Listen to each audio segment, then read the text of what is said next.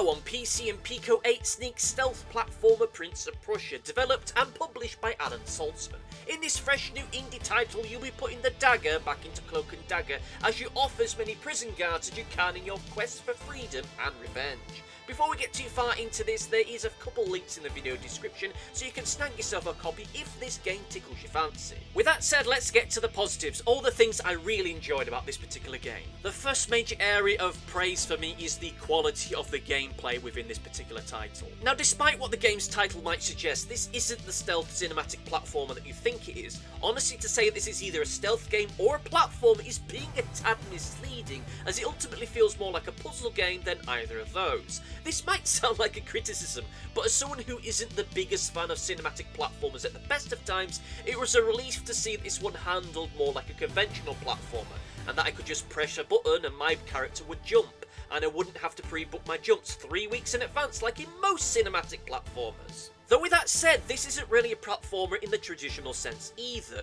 as you aren't really as reliant on the timing and speed of your jumps as you are in many other contemporary titles.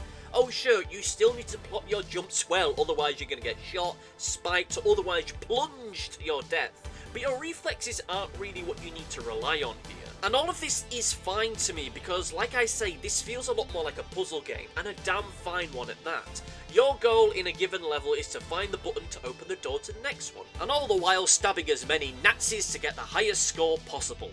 The loop is really easy to get a hold of, and the levels themselves offer an evolving challenge that requires you to plot out your next moves carefully, so you don't have to get sent back to the start of the level. The controls are tight, and it never feels as though you're being asked to do too much at once. I will admit that the way the player character feels may feel a tad sticky for some, but remember, this isn't really a platformer in the traditional sense of it. The platforming is more of an aspect of the gameplay rather than a core of it, same how the stealth is more of an additional obstacle rather than something you need to be constantly aware of.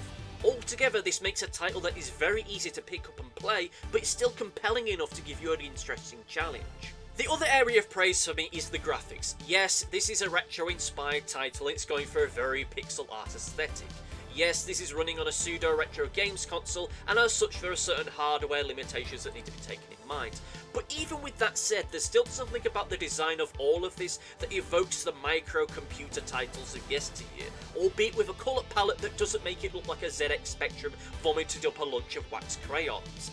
Everything is easy to read, from the text to the gameplay, and it never feels like it's too hard to see what's ahead of you. Yes, I do wish you could see a little further underneath you when you squat it down, but still, given how forgiving the game can be even at its hardest, even if you do misjudge a drop, you'll be back to the start and go back to where you needed to in next to no time. With all the positives done, let us move on to the negatives, and the biggest issue that I have with this game is that I find the difficulty curve to be rather odd. Look, there are some titles out there that get gradually harder as the game goes on. Some have sudden spikes and plateaus, and others are constantly difficult from start to finish. This is the first game I've played in quite a while where the difficulty curve gradually builds up, but then starts to get easier. I mean, after a certain point, there's a good 2 or 3 levels where there's next to no difficulty at all. Barely any guards, barely any spikes, and barely any difficulty with the platforming whatsoever. I'd be more willing to accept this fact if this was some kind of break between the harder levels just to round things off before some bigger, grander final challenge. But there really isn't, and if anything, by the time you get towards those final few levels, they are far easier than the stuff you got towards the start of the game. Yes, the gameplay is still good and it's still fun, but given how short the game is overall, it kind of feels like by the midway point the game just kind of gives up and stops giving you any real challenge to sink your teeth into. Which is a shame because as a whole entity, I really do dig this game. And last and probably least as far as criticisms are concerned, let's talk about the soundtrack. Here is the game's soundtrack.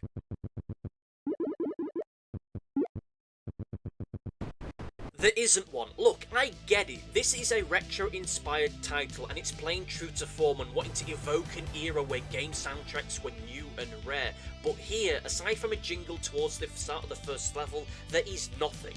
Nothing on the menu, nothing at the end, nothing at all. Again, I get it. I get why there isn't one. but it makes the game feel very sparse, and it doesn't contribute much to the atmosphere the game is wanting to try and create. This game, given the structure of the levels themselves, is wanting to tell a narrative.